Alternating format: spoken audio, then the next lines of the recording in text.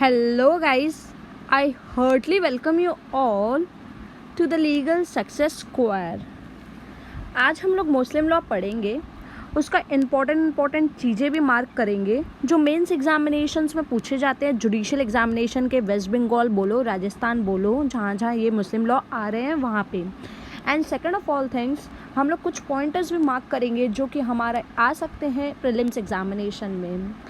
ये जो है मैं आपको पढ़ा रही हूँ, ये पहला मैं मुल्ला बुक से पढ़ा रही हूँ। ये बहुत ही अच्छा बुक है फॉर द जुडिशियल एस्पिरेंट्स जो भी प्रिपेयर कर रहे हैं। आई विल सजेस्ट कि इसी बुक से बनाएं और नोट्स भी इसी बुक से पढ़ें और इसी बुक से नोट्स बनाएं। So let us discuss the chapter 1, the historical background. Okay, introduction. यहाँ पे हम लोग को क्या चीज़ पढ़ना है कि एक जो ये है पर्सनल लॉ, जो भी हम लोग बोलते हैं कि personal law is that branch of civil law which applies upon the person of particular religious community. तो ये जो मुस्लिम लॉ है उसका एक शॉर्ट इंट्रोडक्शन मैं आपको देना चाहती हूँ कि ये जो है, जैसे कि Indian penal code, Indian contract act, वो सब एग्जांपल्स किसका होता है? टेरिटोरियल लॉज का होता है। क्यों? क्योंकि ये अप्लाई करता है किस पर? सारे पर्सन्स पर जो भी इंडिया में रहते हैं। पर ये जो है हमारा ये personal law, that is Muslim law हो गया, हिंदू लॉ हो गया, तो ये क्या है? ये वो ब्रांच ऑफ सिविल लॉ है, ये सिविल लॉ है जो अप्लाई किसके ऊपर करता है? Upon the persons of a particular religious community पर होगा। तो हम लोग बोल सकते हैं कि जो मोहम्मदन लॉ है वो अप्लाइज करता है upon Muslims and Hindu law applies upon the Hindus. तो हम लोग अगर बात करते हैं तो हिंदू लॉ में भी कुछ प्रोविजंस है, जैसे कि जो कॉडिफाइड है, जैसे कि कॉडिफाइड एक्ट्स कौन कौन सा हो गया? हिंदू सक्सेशन एक्ट्स हो गया हमारा, हिंदू मैरिज एक्ट हो गया, हिंदू माइनॉरिटी गार्जियनशिप एक्ट हो गया, Hindu adoption and maintenance act हो गया। और पारसीज और क्रिश्चियंस जो है वो अपने सेपरेट एक्ट से गवर्न करते हैं, दो ये भी एक पर्सनल लॉ उन लोग का भी है। तो उन लोग का कौन कौन सा हो गया Parsi marriage and divorce act 1936, Indian Christian marriage act 1872, Indian succession act 1925। तो ये एक शॉर्ट इंट्रोडक्शन हो गया। चलिए अब आगे पढ़ते हैं। जो स्पेशल मैरिज एक्ट है 1954, वो एप्लीकेबल है सारे इंडियंस के ऊपर जो भी शादी करना चाहता है, जो जिन्होंने भी निर्णय किया है कि हम शादी करेंगे under this act, irrespective of the religion. यहाँ पे रिलीजन का कोई फ़र्क नहीं पड़ता है, मतलब मुस्लिम्स भी शादी कर सकते हैं हिंदू से, या मुस्लिम शादी कर सकते हैं क्रिश्चियन से, और उन लोग क्या कर सकते हैं, या क्रिश्चियन शादी कर सकते हैं हिंदू से, तो उन लोग स्पेशल मैरिज एक्ट में रजिस्टर करवा सकते हैं। ओके, ये रिलीजन को नहीं देखता है, irrespective of the religion, very important. Now let us discuss, हम लोग कोर एरियाज़ में आ गए हैं।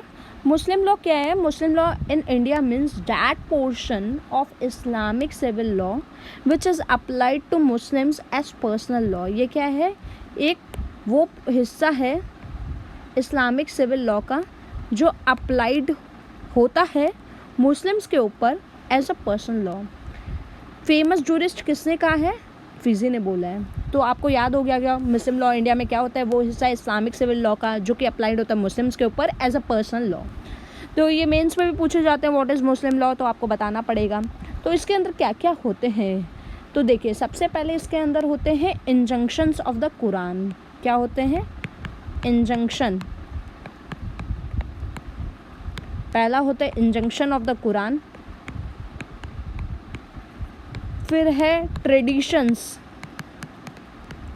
जो कि प्रैक्टिस कौन करते हैं? प्रॉफिट, ठीक है, जिसको हम लोग क्या बोल सकते हैं? सुन्ना। तो आपको ये याद रखना है। फिर हम लोग को ना दूसरा हो गया, तीसरा हम लोग का क्या है? इज्मा, that is common opinion of the jurist. इज्मा हो गया common opinion of the jurist. फिर हम लोग का हो गया analogical deductions of these three, उसको हम लोग बोलते हैं कियाज, एनालॉजिकल डिडक्शंस को। तो ये प्रीलिम्स में भी पूछ सकते हैं। तो आप चलिए मार्क कर लीजिए, इसको फटाफट मार्क कर लीजिए। तो पहला हम लोग का हो गया इसमें इंजंक्शंस हो गया, इंजंक्शंस को मार्क कर लीजिए ऑफ द कुरान। दूसरा हो गया ट्रेडिशंस, जो कि प्रॉफिट ने इंट्रोड्यूस किया है, उसको सुन्ना बोलते हैं। फिर common opinion of the jurist को बोलते हैं इज्मा, common opinion of the jurist. याद रखिएगा, प्रीलिम्स में ऐसे ही क्वेश्चंस पूछे जाते हैं। इसको कंसेंसस भी बोलते हैं जूरिस्ट का। और analogical deduction of this three में क्या क्या आ गया, सुन्ना आ गया, हमारा कुरान आ गया, फिर हम लोग का आ गया सुन्ना और इज्मा। तो इस थ्री का एनालॉजिकल डिडक्शन को बोलते हैं हम क्या, कियास। End of the pre Islamic customs not abrogated by the prophet Muhammad. और भी क्या आता है, प्री इस्लामिक कंसेप्ट कस्टम्स आते हैं जो कि एब्रोगेट नहीं हुआ गया है प्रॉफिट मोहम्मद के द्वारा। अब हम लोग Quran, the foundation of Muhammadan law, उसके बारे में जानेंगे क्योंकि ये फेवरेट क्वेश्चन से मेंस का आता है, इसमें से आप पेपर उठाकर देख सकते हैं। तो ये मुस्लिम लॉ जो है वो फाउंडेड अपॉन, किस पर फाउंडेड है मुस्लिम लॉ? मुस्लिम लॉ हमारा फाउंडेड है अपॉन अल कुरान पे, which is believed by the Muslims to have existed from eternity, subsisting in the very essence of the God। ये फाउंडेड अपॉन अल कुरान, जो भी हम लोग का मुस्लिम लॉ है मतलब कुरान से ही आया है, सोर्सेज मेन सोर्सेज यही है, क्योंकि ये बिलीव किया गया है किसके द्वारा, मुसलमान्स के द्वारा, कि ये एग्जिस्ट करता है फ्रॉम इटर्निटी। इटर्निटी मतलब बहुत काफ़ी समय से, ये इटर्निटी मतलब काफ़ी समय से ये एग्जिस्ट कर रहा है और सबसिस्ट कर रहा है in the very essence of God, जिसका in the form of importance of the God के नाम पे। द प्रॉफिट मोहम्मद जो है himself declared that it was revealed to him, किसके द्वारा रिवील किया गया, प्रॉफिट मोहम्मद ने खुद बोला है कि ये रिवील्ड किसके द्वारा हुआ है, एंजल गैब्रियल के द्वारा हुआ है। बहुत बहुत बहुत इंपॉर्टेंट क्वेश्चन है प्रीलिम्स का, एंजल गैब्रियल के द्वारा हुआ है in various portion and at different times, ये हम लोग को याद रखना है। आगे ये इसका जो टेक्स्ट है वो मुस्लिम्स के द्वारा हल्ड किया गया है और वो डिसीजिव माना जाता है कि जो भी टेक्स्ट है इसका वो forms of words of the God मतलब कलाम अल्लाह के द्वारा ही प्रोनाउंस हुआ है। आगे हम लोग बढ़ते हैं प्री इस्लामिक। यहाँ पे बस एक चीज़ याद रखिएगा कि अगर कभी भी कुरान साइलेंट है कोई पर्टिकुलर मैटर में तो गाइडेंस हम लोग सुन्नत से लेंगे, what ever the profit had done said and टेकली allowed, and also to hadith means prophet saying all the narrations of what was said or done by him or was in silence upheld by him। ठीक है, पहले सुन्नत को देख लेंगे फिर हम लोग हदीस को देख लेंगे। हदीस क्या होता है, जो भी प्रॉफिट जी ने बोला है, नरेट किया है, बोला गया है, किया गया है और साइलेंस में वो अपहेल्ड किया है, ये जितने भी है वो कंसिडर्ड किए गए हैं मुस्लिम्स के द्वारा कि वो सप्लीमेंट करते कुरान को और and are of the rank next to Quran के बाद ये सभी आता है। ये इतना इम्पोर्टेंट नहीं है। और फिर हम लोग हिस्ट्री ऑफ इस्लाम के बारे में थोड़ा जान लेते हैं कि प्रॉफिट मोहम्मद जो है, मार्क करते रहिएगा, ये बहुत इम्पोर्टेंट है, यहाँ पे हम लोग को जानना बहुत ज़रूरी है। तो इसमें हम लोग को सबसे पहले करना है, prophet Muhammad was born at Mecca in 57 AD। The prophet was posthumous child. कौन है, पोस्थमस चाइल्ड है। इसके फादर कौन है, अब्दुल्ला है, जो रिटर्न कर रहे थे from Syria where he had gone for some business, died at Medina. ठीक है, इसके पापा कौन है, अब्दुल्ला है, while returning from Syria where he had gone for some business, died at Medina. The prophet was brought up by his mother, Amina के द्वारा brought up हुआ है। ये सब इंपॉर्टेंट पॉइंट्स से याद रखिएगा कि इसके पापा जो है सीरिया से रिटर्न कर रहे थे बिजनेस और मर गए मदीना पे।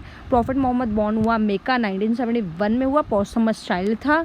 पापा कहाँ पे मरे वो बताना है, फिर मदर के बारे में थोड़ा बता देना। इंट्रोडक्शन हिस्ट्री मतलब इंट्रोडक्शन कैसे दोगे प्रॉफिट के बारे में, वो कौन है, कब जन्म लिया, उसके पापा के बारे में बताओगे, फिर मम्मी के बारे में बताओगे। फिर उसकी जब मम्मी मर गई तो वो जब 6 साल का था तो profit passed into the care of his grandfather के पास में आ गया। देखिए एक लिंक बनाते अपने ताकि फॉर बेटर लर्निंग। तो पहले हम लोग बात किए उसके बॉर्न के बारे में कि कब वो बॉर्न हुआ। सेकंड हम लोग बात किए कि वो पोस्थमस चाइल्ड था। थर्ड हम लोग उसके पापा के बारे में बात किए।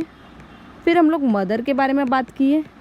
फिर जब मदर मर गई, पापा मर गए तो मदर के बारे में बात किए, मदर मर गई तो फिर हम लोग ग्रैंडफादर के बारे में बात किए, जो कि कौन है, अब्दुल मुतालिब। फिर 2 साल बाद ग्रैंडफादर ऑल्सो डाइड, अब ये मर गए। तो अब हम लोग किसके बात करेंगे कि brought up by his uncle के द्वारा फिर हुआ। अंकुल का नाम क्या है? Abu Talib. After the age of 25 years he spent much of his time in a solitude making a lonely cave named Hira. ये बहुत गाइस बहुत इंपॉर्टेंट है, यहाँ मेंस का आंसर राइटिंग कर रहे हो तो ये आपको मेंशन करना पड़ेगा कि 25 साल के बाद वो अपना ज़्यादा से ज़्यादा टाइम कहाँ बिताता था? Lonely cave named Hira. His abode where he is said to have been occupied in prayer and meditation, दिन भर प्रेयर और मेडिटेशन में रहता था। He became a prophet at the 40th year. वो फिर ये गाइज अपने चेन बना रहे हैं, जो याद रखेगा 25 साल के बारे में अपने को बताना है, फिर 40th ईयर के बारे में बताना है। तो 40th ईयर में क्या किया ये? ही रिसीव्ड हिज फर्स्ट वही और मैसेज फ्रॉम द गॉड, उसको पहला मैसेज भगवान जी से मिला, बहुत इंपॉर्टेंट है। फ्रॉम दैट टाइम, उसी समय से ही devoted himself in replanting the only true and ancient religion professed by Adam, Noah, Abraham, Moses, Jesus and all the prophets in the past. इतना याद रखना है। फिर इसको प्रोसिक्यूशन, मोस्ट बिटर प्रोसिक्यूशन मिला है, ये आपको ध्यान रखना है। वो अब्यूज़ हुआ था, ये सब बारे में थोड़ा बहुत बता दीजिएगा आप अगर इंट्रोडक्शंस पूछे तो। और फिर हम लोग इसके बाद चलते हैं फ्लाइट फ्रॉम द मेक्का के बारे में, द हिजारत, जो आपको इसी के साथ ही कंटिन्यू करना है, ये इसी के साथ कंटिन्यू करना है। फिर इसके बाद क्या है? एज अ रिज़ल्ट, ओके, निंदा मूर्ति पूजा, इसका मतलब ये होता है okay, as a result of the prophet's condemnation of the paganism, जिसका मतलब होता है निंदा मूर्ति पूजा। Then prevalent in Arabia, he was compelled to leave Mecca, उसको मेक्का छोड़ने के लिए फोर्स किया गया।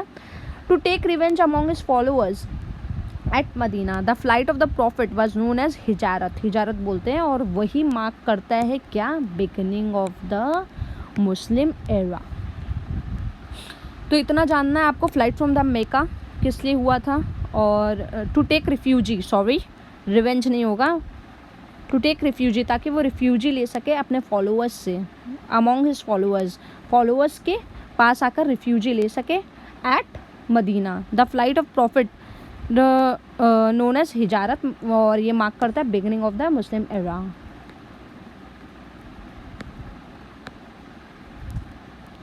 और ये आप याद रखिएगा, मेक्का से फ्लाइट हुआ पर इसको जाना रिफ्यूजी कहाँ लेना था? मदीना में लेना था अपने फॉलोअर्स के पास, बस इतना ही याद रखना है।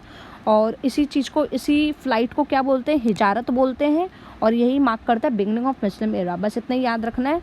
और ये जो absolute supremacy continued till the death कब है? 632 AD, याद रखिएगा। मैं इंपॉर्टेंट वैसे भी हाईलाइट कर दी हूँ, वापस हाईलाइट कर रही हूँ for better learning of yours only. चलिए, व्हाट इज़ इस्लाम? इस्लाम अब किसको बोलते हैं? Islam in the religious sense, Islam का मतलब क्या होता है? Submission to the will of God, हम सबमिट कर रहे हैं अपना विल गॉड को। And in the secular sense, ये रिलीजियस सेंस हो गया, सेक्युलर सेंस का मतलब क्या होता है? Establishment of peace. It occurs 8 times in the Holi Quran, याद रखिएगा कितनी टाइम आता है establishment of piece Holi Quran में? ये आता है करीब करीब 8 टाइम्स। ओके, सो हो गया हम लोग का ये, याद रखिएगा, submission to the will of God religious sense में, और एस्टैब्लिशमेंट ऑफ पीस। और ये कितनी बार आता है? 8 टाइम्स आता है होली कुरान में। True religion with God is इस्लाम, ये बोला गया है वर्सेस, ये होली कुरान में ऐसे बोला गया है। तो चलिए अब नेक्स्ट हम लोग करते हैं द वर्ड इस्लाम। इस्लाम के बारे में ही आते हैं। देखिए 1 मार्क्स का आया तो इतना सफिशिएंट है, और अगर 4 मार्क्स का आया तो let's continue further. The word Islam is comprehensive and does not express any association with any particular person, people or country. किसी के साथ association नहीं बताता है, ना ही particular person के बारे में, ना people, ना country. The object of this religion is to create a sense of obedience and submission to Allah. इस ऑब्जेक्ट क्या है भैया? इसका ऑब्जेक्ट है कि एक सेंस ऑफ ओबीडियंस लेकर आए, डिसिप्लिन लेकर आए, और हम लोग अपने आप को सबमिट कर दे अल्लाह को। His ordinances and their right to walk on the right path में चलना है, and those who follow his path is known as Muslims, और जो उसके पाथ को फॉलो करते हैं उसको मुस्लिम बोलते हैं। तो रिकैप कर लेते हैं, इस्लाम एक कम्प्रिहेंसिव वन है, ये कोई भी एसोसिएशन नहीं बताता किसी भी पर्टिकुलर पर्सन, पीपल या कंट्री से। इसका ऑब्जेक्ट यही है कि एक सेंस ऑफ ओबीडियंस लाए और सबमिट करे अल्लाह को। इसका ऑर्डिनेंसेज एंड देयर बाई क्या है कि सही रास्ते पे चले, और जो भी उसके सही रास्ते पे चलते हैं, फॉलो करते हैं, उसको मुस्लिम्स बोलते हैं। इस्लाम का सिग्निफिकेंस क्या है? The root aslam from which Islam is formed. असलाम से इस्लाम बना है, ठीक है ना। ओके, ये सिग्निफाइज क्या करते हैं कि to be tranquil at rest, to be tranquil at rest, to have done one's duty, to have paid up, to be at perfect peace, and finally to surrender oneself to him with whom peace is made. The noun derived from its Islam means peace, greeting, safety and salvation. अब चलिए हम लोग इसका जान लेते हैं कि क्या सिग्निफाई करता है असलाम। The root aslam from which Islam is formed signifies करता है, पहला हम लोग का है, मार्क कर लीजिए एकदम अच्छे से, कि ट्रैंक्विलिटी आए। ट्रैंक्विलिटी मीन्स शांति आए, पीस। सेकंड है हम लोग अपना ड्यूटी करें, to have done one's duty करें। तीसरा है टू हैव पेड अप, हम लोग को देना पड़ेगा, पेड अप है। और चौथा है जब भी आए तो परफेक्ट पीस आए। पांचवा है हम लोग को सरेंडर कर देना है, किसको? अल्लाह को, with whom piece is made, जिससे शांति मिलता है। और जो नाउन डिराइव्ड होता है फ्रॉम इट इस्लाम, उसका मतलब क्या होता है? Peace, greeting, safety, salvation. ये आएगा तो आपको याद रखना है, peace, greeting, safety, salvation, peace, greeting, safety, salvation. ऐसे ही बोल बोल कर लर्न करेंगे तो आपको लर्न हो जाएगा। ओके, अब हम लोग चलते हैं, देखते हैं और कुछ इम्पोर्टेंट है क्या इस चैप्टर में। इस चैप्टर में और कुछ इतना इम्पोर्टेंट नहीं है। अब नेक्स्ट सेशन में हम लोग चैप्टर 2 डील करेंगे। जो भी इम्पोर्टेंट पार्ट रहेगा मैं आपको बताती रहूँगी, और आप मार्क कर लीजिएगा और साथ ही साथ लर्न कीजिएगा। Keep learning friends.